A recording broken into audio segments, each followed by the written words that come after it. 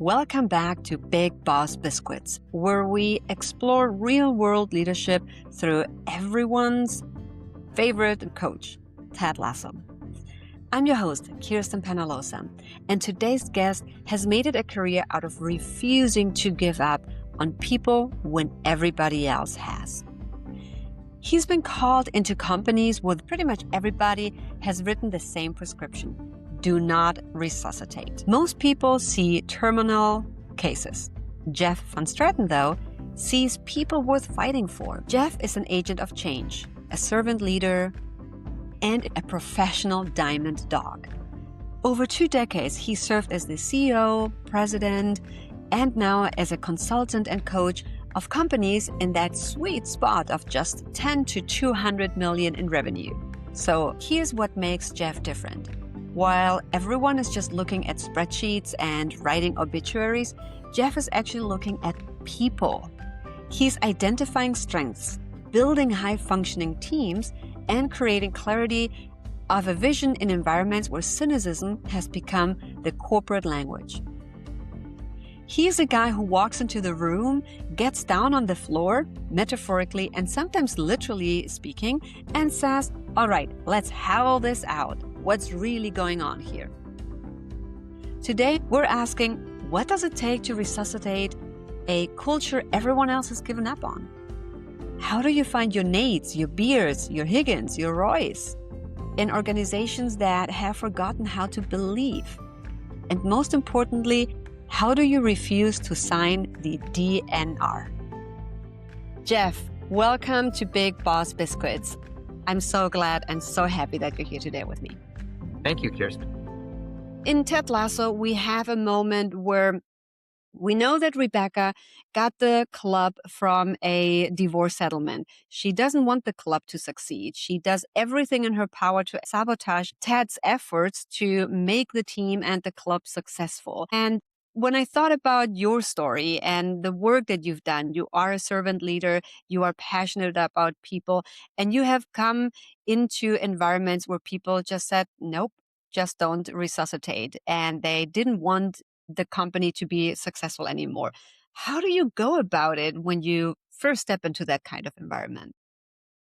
It kind of jogs my memory when you say that, because I was actually in a little bit of that type of situation where there was some family issues a couple times, and it did feel like there might have been sabotage, and maybe once the bank got a hold of it,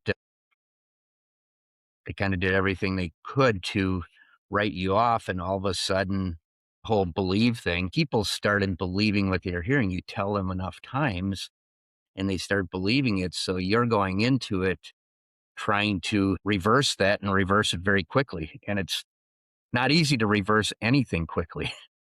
So you really just have to keep falling back on the belief, and you just have to go for little bitty victories every day that start to change the momentum. What are the things for people that make you believe that you can resuscitate a company? I don't know if this is something I just see that maybe some other people don't, but I just see potential every time I look at anyone, really. And it kind of bears on me when people aren't taking advantage of that or aren't living up to their potential. They don't even know what they have in them. So I get my role, and when I see that potential, man, I'm going to make sure I help you be the best you and bring that out of you. You don't even know it's there. And especially if they're leaning more on the extremely toxic or negative side, then you got to win them over, and you've got to convince them they're way better than they think they are. Is it that employees and more individual contributors don't believe in themselves? Or is it that executives and the leadership, they don't believe in their people or even in themselves?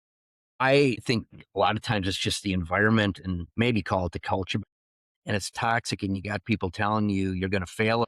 Even people that have confidence start to question it. I think what me is coming in fresh. I didn't have people beating on me, to be clear. Many didn't want me there, but I knew a lot about business. So I wasn't burdened by the environment for a long period of time, or I might have fallen into the same trap. It sounds like you are Another amazing example of a real life Ted Lasso. You come in, you're hired to do the job of making a team or a company successful. You may or may not know that there's someone intentionally sabotaging, and there are people who don't want you there. And I would love to hear maybe some real examples of what did you do? What happened? And how did you win people over? Uh, well, it's really one step at a time, one person at a time, one moment at a time, one victory at a time. I I learned most of what I learned through the school of hard knocks, which I think a lot of people do. But once I understood not to take it personally, I could just go, and I'm just not really very good at giving in.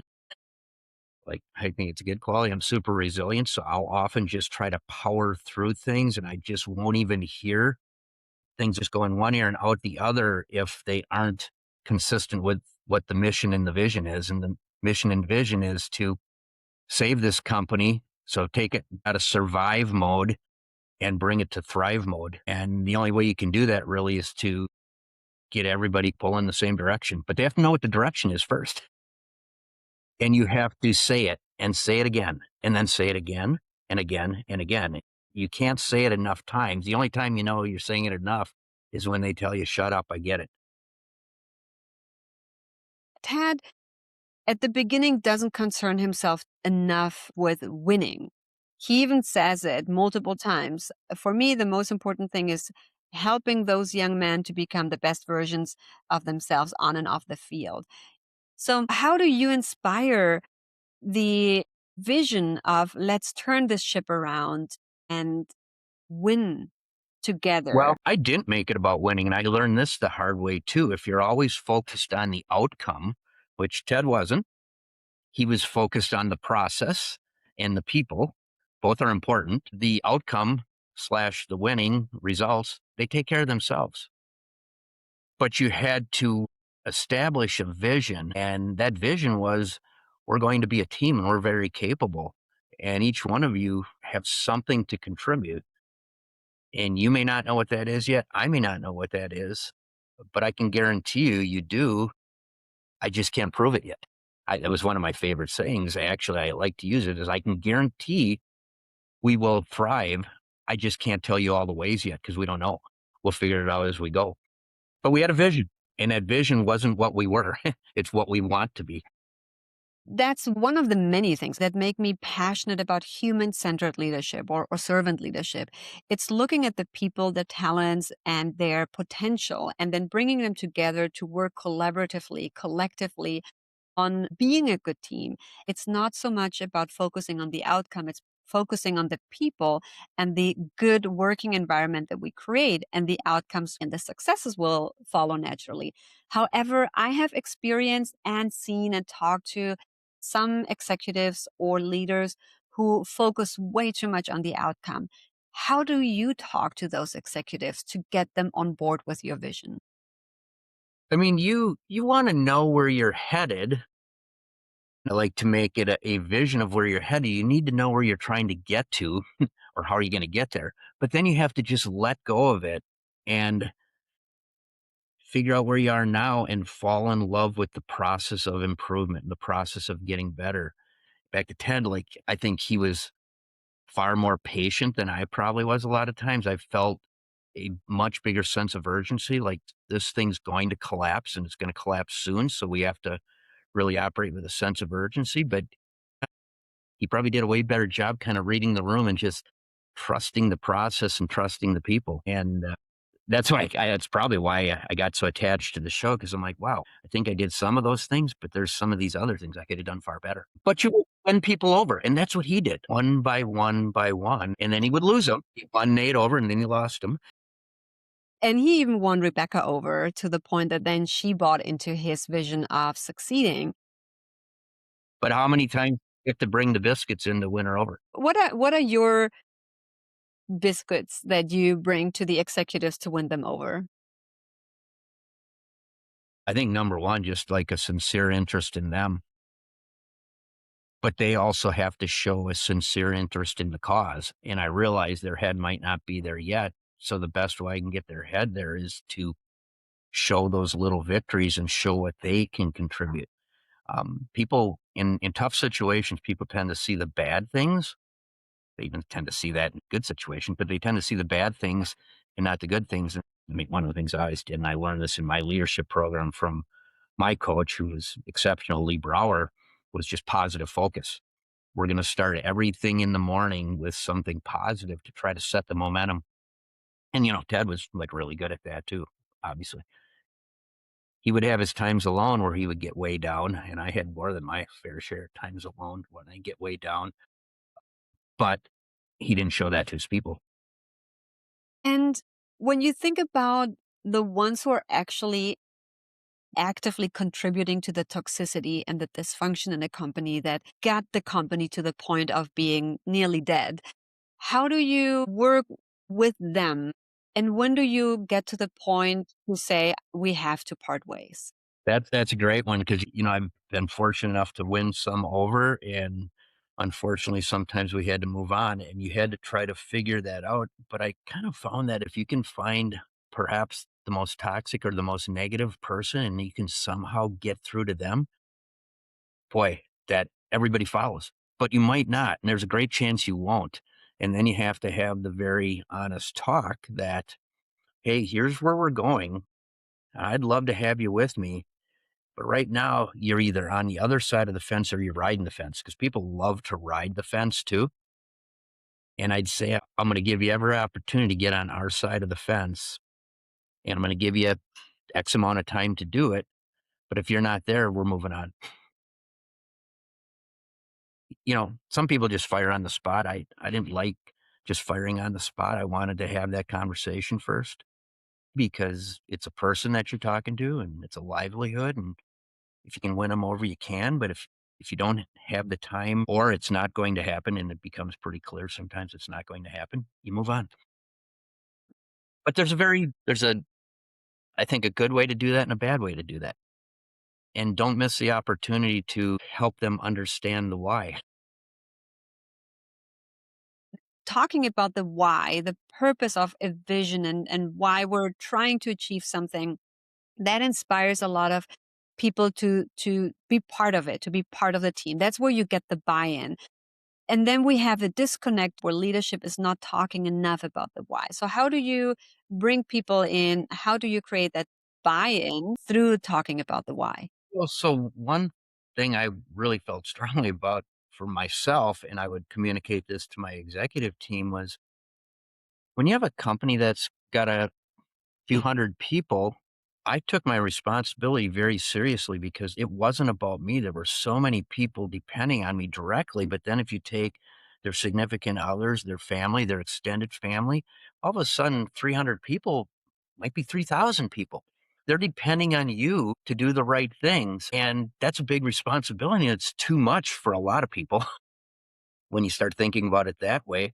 And for other people, then all of a sudden you have a bigger sense of purpose and a bigger sense of fulfillment. So I took that very seriously and tried to communicate that to my executive team. And not everybody's up for the challenge, but a lot of people have a lot in them that they just don't know yet. And when you're fighting for a bigger cause, which back to the show, you're fighting for a bigger cause. It wasn't about Jamie, even though he thought it was about him, and it took him a long time to figure that out. So those are some of the stories that then become very fulfilling, and that's how they benefit too. They just get better. They're better at what they do, and they're serving. But boy, it requires so many tough conversations where you're just trying to choose the right words. But I always would come back to like this would be really easy to give up. But number one, that's not my nature. And number two, there's a lot of people depending on me or somebody like me. It comes through that you think about people first. People are at the center of your leadership, which is why you call yourself a servant leader. So how do you, as a CEO or someone in a C-suite position, inspire other executives who are not servant leaders to become such? How do you coach them? Number one is you lead by example.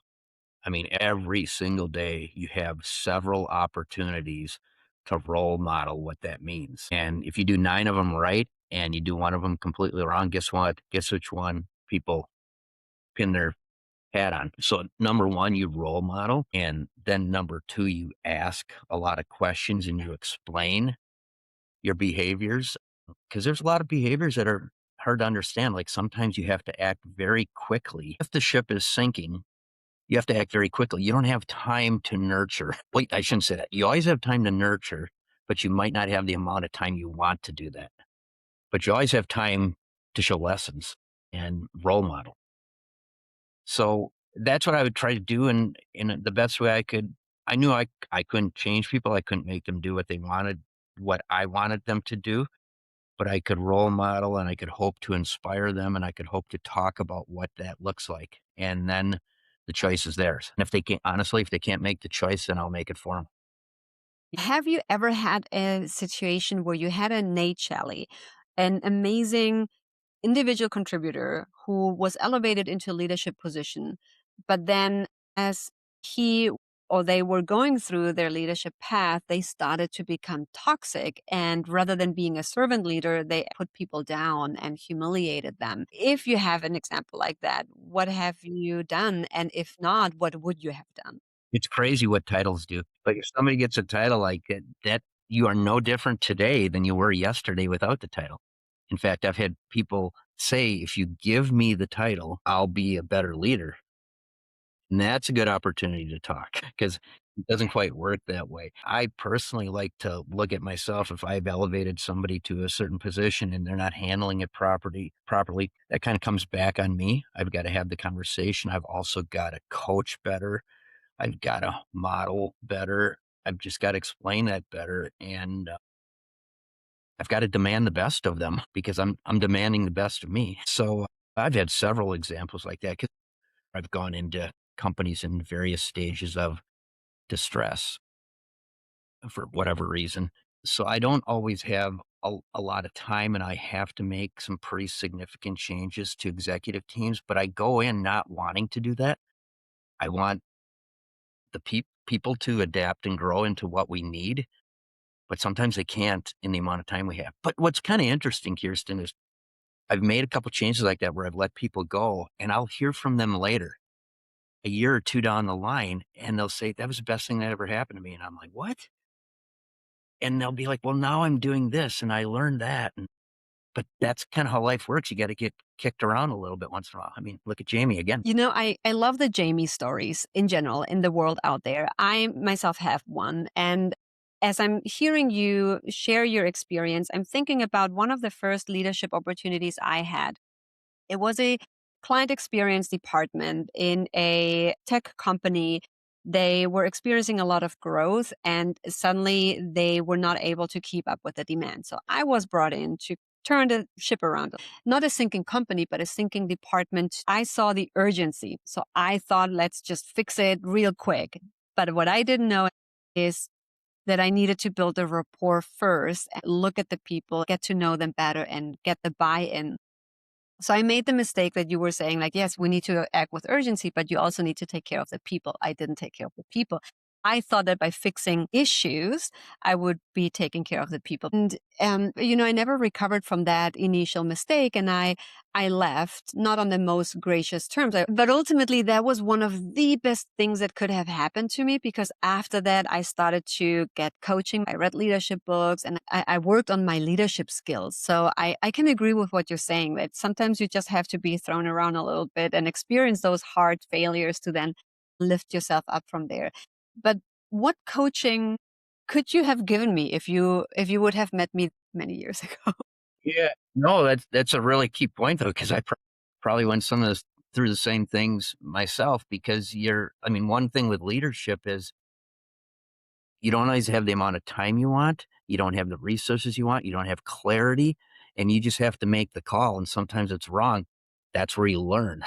So you just try to make sure the wrong calls are not really detrimental to you or a lot of other folks. So what I would do is just I would talk that through with a person and we would try to really nail down the specifics of what's going on. In some cases, you're talking them off the ledge.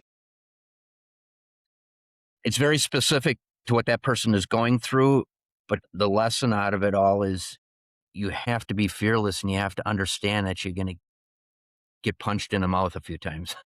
That actually is a good segue to another part of the show that I really value and love. And I think that's very underrated in leadership circles in general, a board of advisors. And I'm not talking just the company board, but I'm talking about the diamond dogs, the Yes. people around you that support you.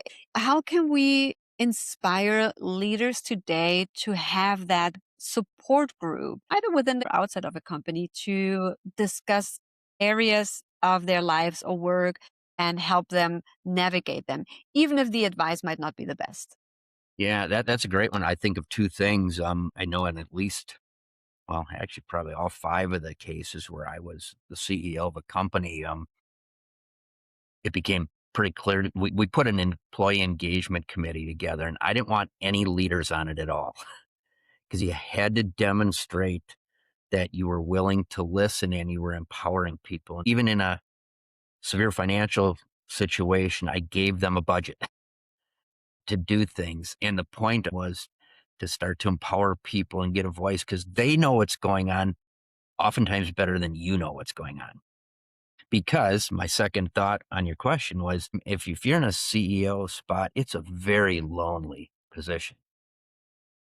So you need people around you can talk to, but guess what? Those are probably not people at your company because you just can't share certain things. So you need your trusted people. Mine happened to start with Kathy, my wife, who is very well grounded and can think through things because a lot of my things were not business related.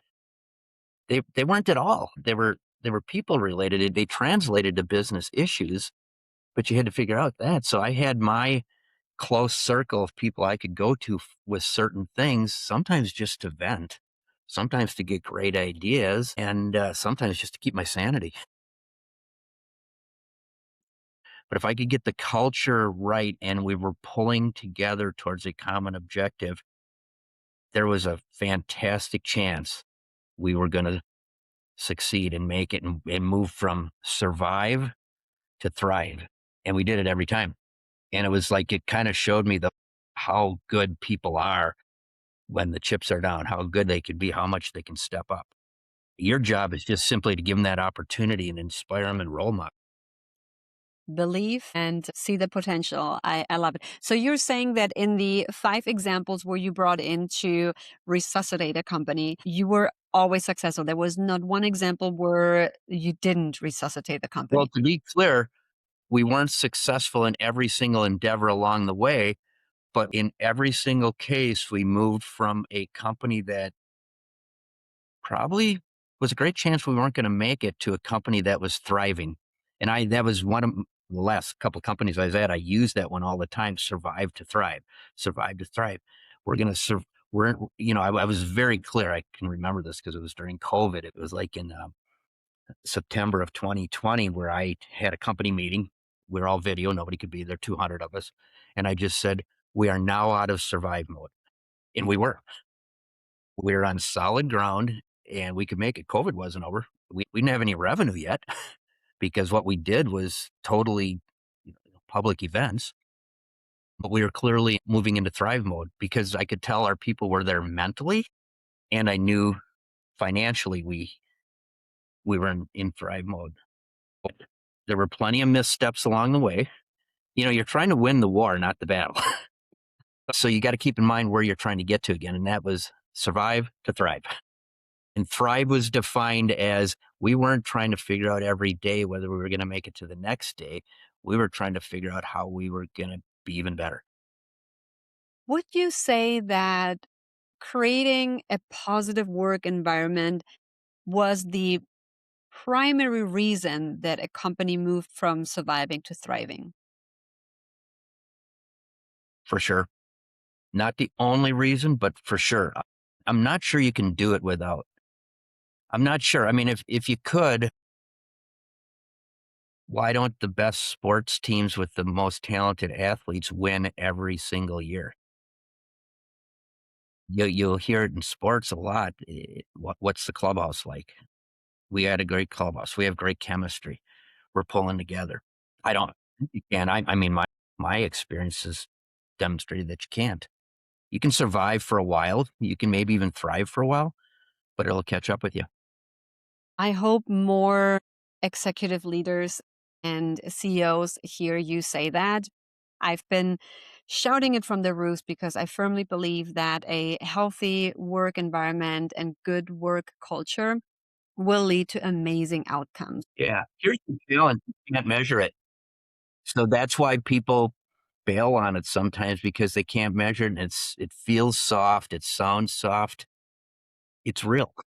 Although, luckily now there are more resources and tools to quantify a positive work culture. One of them is employee net promoter scores and reduction of employee churn or turnover.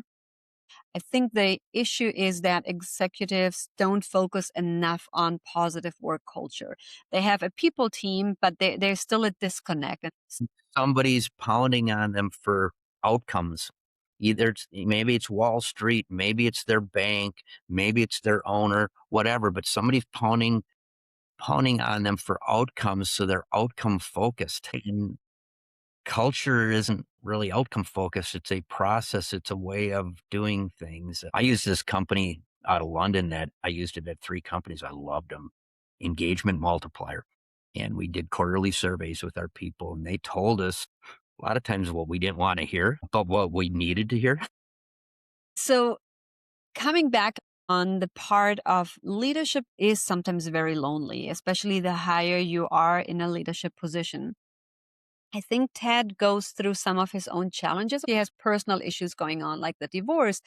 But I also think that somehow he understands that he is out of his depth, but he knows that he is in a challenge and doing something that he has never done before. Yeah. I mean, he's an American football coach, not a practice coach. Exactly. However, there's a key point there. It's same issues. Right. Because people are people and team environments and healthy work environments are that. And so he knows what he brings to the table, which is amazing. And on the other hand, he's also going through his mental health issues. We don't talk enough about how the responsibility, the weight of leadership, and sometimes the loneliness can impact our health, physical and mental health. Do you have some examples of how you navigated that? Good or bad examples? Both. I had a stroke 3 years ago, and I always felt like I could power through everything. My body was smarter than my mind and said, you can't always. You can't just power through it and just keep going." So I learned a ton from that, which is great. So I probably did a very poor job of navigating it, but it's real and it's hard and it weighs on you and it is lonely. And if I were being like totally honest, oh my gosh, I don't even know if I could count how many times I second guessed myself. But I couldn't show that to my folks. We had to believe. And I did. Deep down I did believe, but it didn't mean that I didn't second guess. Because there's not a playbook. You do what's in front of you. And, I mean, part of the reason I'm doing what I'm doing now, including this, is after having gone through it for so many years, it's really important to share the message because if I had a do over, I don't have regrets, but if I had a do over, I would do many things differently and many things better. So all I can do with that is do them right now. If you were to go back in time and you were to give yourself an advice, what would that be? Slow down. I think there's even a saying like this: you have to slow down to move quick, something like that, which I really like. But I would just say I was always pretty good at like thinking, but just you probably have a little more time than you think to just take care of yourself. And even though I believe this, I didn't practice it well enough. If you take great care of yourself, you're going to take better care of everybody else. So that would probably be the advice is just make that first because I think it'll make you a better leader. It'll allow you to take care of everybody else a little better. But you know what? You know how life is. You have to learn things the hard way a lot of times, and you just hope it's not too hard. To wrap up, what's the message you want our listeners to hear? Well, it's right behind you, I guess. Number one, believe and hope. And there's just so much potential in yourself and everyone around you. And you just have to believe that, even though you don't have all the evidence and all the facts. And you have to put yourself around people that will inspire you, will teach you, and you have to be open minded. And you have to do the same with others. I don't know how many people I might run in the rest of the day that I can influence properly, or vice versa. So I think that's the message. You inspired me just by listening to your story and by having this conversation. I'm so grateful for you and your leadership. So thank you again, Jeff, for being here today. Thank you. I'm so grateful for you having me on, and for you. Like, you're super impressive. I've listened to all the podcasts now before. I love it.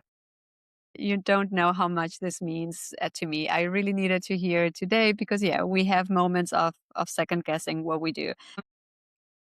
Thank you so much, Kirsten. This was Big Boss Biscuits, episode 4, Do Not Resuscitate with Jeff Van Straten.